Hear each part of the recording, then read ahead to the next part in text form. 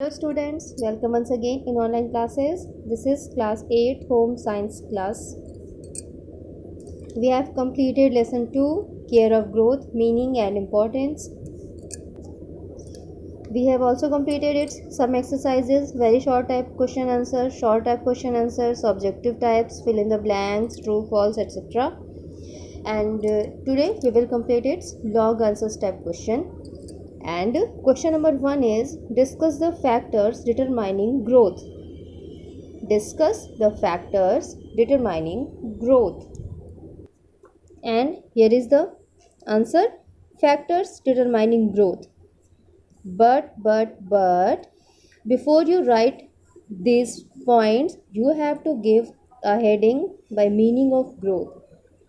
First of all, you have to write the meaning of growth, and then you can write factors determining growth.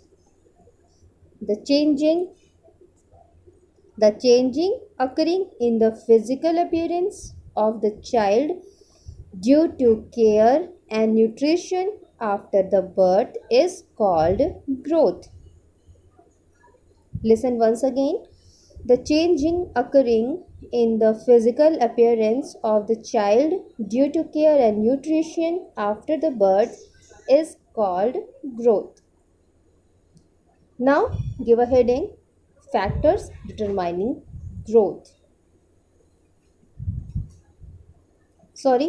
Add one more line. There are two aspects of growth of the infant: growth in weight and growth in height.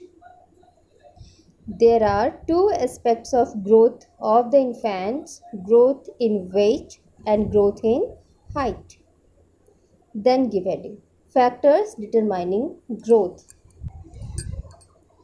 The rate of growth in all the infants is not the same. The rate of growth in all the infants is not the same.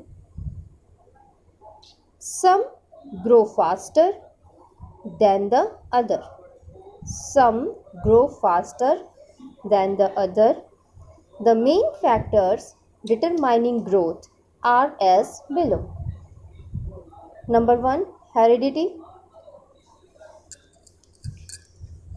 The physical shape of the child is usually found similar to the shape of its parents or grandparents, etc.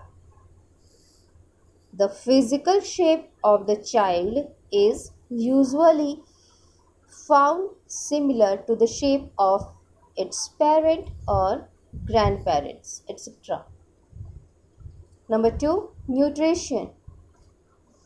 The children whose nutrition is properly taken care of and who take balanced diet have good growth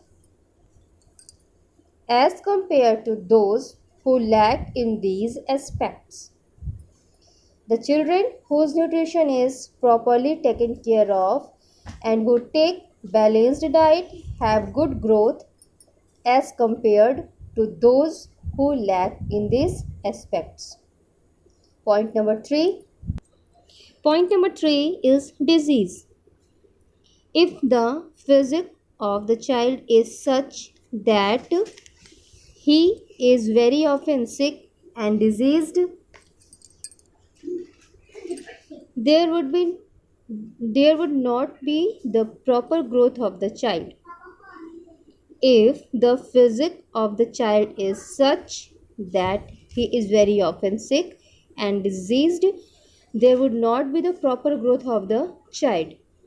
And if the diseases continue for a long duration, the growth of the child would be totally retarded.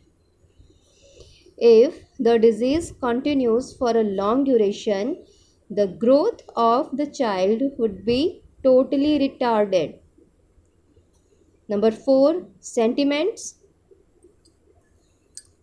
If the child by nature is very emotional and sentimental, his growth would not be proper. If the child by nature is emotional and sentimental, his growth would not be proper. Point number 5, accident. If the child has suffered some accident, his growth may be adversely influenced. If the child has suffered some accident, his growth may be adversely influenced. Point number 6, physical disability. Physical disability. Physically disabled children may not be as fully grown as the children who do not have any physical handicap. Physically disabled children may not be as fully grown as the children who do not have any physical handicap. There are 6 points of those factors who determines growth. These are the factors determining growth. This is your long answer number 1. Students, we will complete question number 2 in next video. And one more thing, your home science book is not changed. HM publication books.